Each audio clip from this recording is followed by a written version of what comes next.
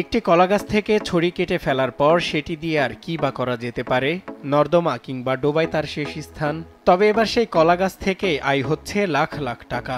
শুনতে আজব মনে হলেও বর্তমানে কলাগাছের মাঝের অংশ থোড় দিয়ে স্বপ্ন বুনছেন কৃষক।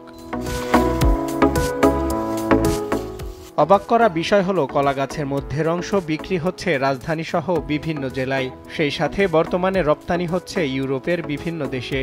আর তা থেকে আয় হচ্ছে বৈদেশিক মুদ্রা। আগে কলার ছড়ি পেয়ে গাছ ফেলে দিলেও বর্তমানে গাছ থেকে কর্মসংস্থানের ব্যবস্থা হয়েছে অনেক বেকার যুবকদের। এই গাছটা হেরালুই আসে, হেরালুই আবার এনে ভিতরে বেড়াই গেলে তারা ঢাকা বেচাকিনি করে, তার সংসারটা চলে যায় এটা দিয়া। নরসিংদী সদর, পলাশ, মনোহরদী সহ সব কয়েকটি উপজেলায় চাষাবাদ হয় এই কলা।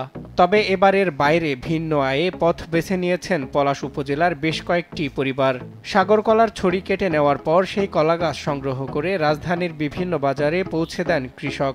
আর তা বিক্রি হয় 15 থেকে 20 টাকা দরে। খেতে সুস্বাদু ও চাহিদা থাকায় দেশ ছেড়ে বিদেশেও রপ্তানি করা হচ্ছে। গাছটা নিয়ে যায়, নিয়ে গিয়ে এটারে পিস করে কইরা এটা সুন্দর কইরা ব্যাগ কইরা পলিথিন কইরা কইরা ঢাকা নিয়ে যায়। প্রতিদিন সকালে কলার ক্ষেত থেকে কলা গাছ সংগ্রহ করা হয়, পরে বিকেলে খণ্ড খণ্ড করে বস্তায় ভরে পিকআপে করে ছড়িয়ে দেওয়া হয় সারা দেশে।